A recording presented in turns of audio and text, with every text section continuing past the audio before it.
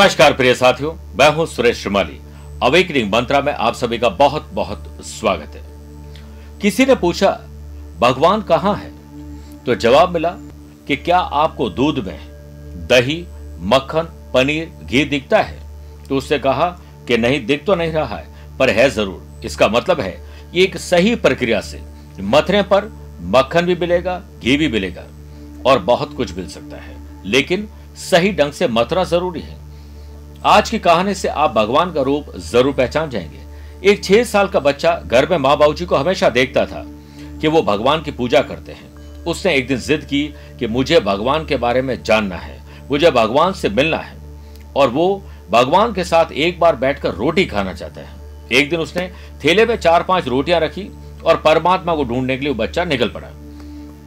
उसे देखा एक नदी के किनारे बुजुर्ग माताजी बैठी, जिनकी आंखों में जबरदस्त चमक थी। उसने ये सोचा कि इस माताजी के पास बैठ जाता हूं, मैं भी थक गया हूं। उसे लगा कि माताजी शायद भूखी होंगी, मेरे पास थोड़ी रोटी है।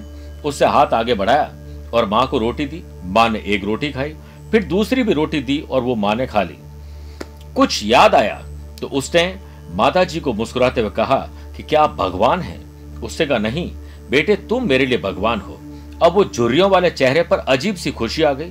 आंखों में खुशी के आंसू भी थे, क्योंकि वो भूखी थी। जब माताजी ने रोटी खा ली तो बच्चे ने एक और रोटी देने के बाद आपस में प्यार और स्नेह से दोनों को गले लगा दिया। जब रात को बच्चा घर जाने लगा तो मां से इजाजत ली और कहा कि माताजी अब मैं चलता हूं। पीछे मुड़कर देखता तो मां, जो बुजुर्ग महिला थी, वो उससे देख रही थी टकटकी लगाकर। बच्चा घर पहुंचा, अपनी मां को गले लगा दिया और कहा कि मां, क्या तुम जानती हो कि आज मैंने भगवान के साथ बैठकर रोटी खाई है? और भगवान एक औरत के रूप में थे। उधर वो बुजुर्ग महिला जब अपने गांव पहुंची तो उसकी आंखों में गजब की खुशी थी। तो किसी ने उनसे खुश होने का कारण पूछा तो माताजी बोली कि मैं 2 दिन से नदी के तट पर अकेले भूखी बैठी थी और आज भगवान आए और उन्होंने मेरे साथ रोटी खाई, मुझे बहुत प्यार किया। भगवान बड़े छोटे से बच्चे के रूप में थे, बहुत मासूम थे। प्रिय साथियों, क्या सीख मिलती है? आपके आसपास भी ऐसे बहुत लोगों ने मदद की थी, वही भगवान का रूप था। इस कहानी का अर्थ बहुत गहराई वाला है। वास्तव में बात सिर्फ इतनी है कि दोनों के दिलों में ईश्वर के लिए अगाध सच्चा प्रेम था और प्रभु ने दोनों को मिलवा दिया। आपके आसपास भी ऐसे बहुत सारे लोग होंगे, आप उनमें ईश्वर एक बार देख के देखिए।